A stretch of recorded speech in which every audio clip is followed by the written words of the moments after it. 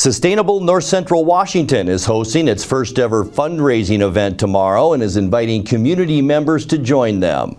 Our gathering of friends will bring together Sustainable NCW's frequent collaborators at the Foothills Community Center to share the work they're doing.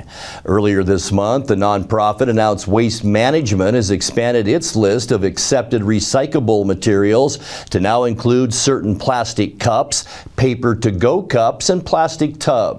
In tonight's feature story, NCW Life's Dan Kuntz sat down with the nonprofit's leadership to learn more about the partnership with Waste Management and tomorrow's fundraiser. Waste Management recently expanded what they're taking in the curbside recycling, and they actually reached out to us because they know we have the Waste Wizard, and that's a tool that people often use online, and they felt like we were a very good partner to help share and get that information out. That they've expanded the plastic that they accept, so dairy tubs and to-go coffee cups, as well as the hot to-go coffee cups, but still no lids.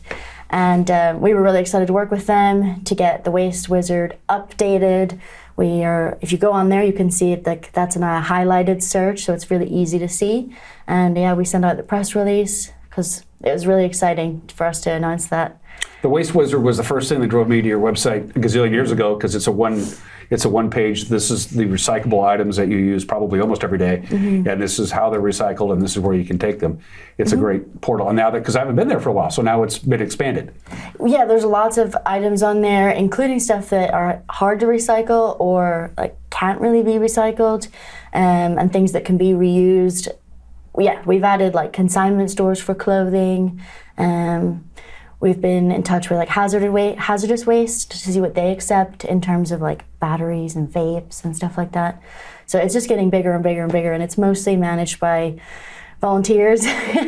And Marlene and I do as much as we can, but yeah, it's a really cool tool. We're on the 28th of February at the Foothills Community Center, formerly the Wenatchee Valley Senior Activity Center, formerly a bunch of dirt back in the mid-'80s. Then they built a building. You're going to have a wing day. You're going to have a gathering, something you've never done before. Right. Most significant nonprofits, and you certainly qualify for that, do these kinds of things.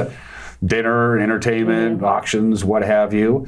And you're doing something on the last day of this month. Talk about that. Yeah, so it's called our Gathering of Friends fundraiser. And again, like you said, it's at the Foothills Community Center, or the Wenatchee Valley Senior Center, formerly known as, and we're really happy to work with them. They've been super great to work with. So we're using that space, and we want people who have been connected to our work or people who are just learning about our work to show up and kind of so that we can celebrate like what we have accomplished together, because most of what we do is deeply collaborative. Like we're working with the Rotaries, we're working with businesses, we're working with the chamber, we're working with the college, all these different organizations that we couldn't do any of this just with a tiny staff, and even though we have a very dedicated board. So we really think it's a special event. It's going to have a full vegetarian, really nice menu that's being done by the new owners of Archive, who owns Sismania Catering. I've heard good things about them, by the way. I've had just a little bit, but I haven't been to the restaurant yet. But we've heard good things. So we're really excited for that. And then we just have we just think like people are going to get really excited to hear what Beryl says. She's our bike education coordinator. She's going to share a video where kids are telling sharing what they experienced from getting to learn how to ride a bike and take a bike home at the end of these bike workshops. And then we have Robette from Winton speaking about how closely we've partnered and all the stuff we've done at Towards Zero Waste events together.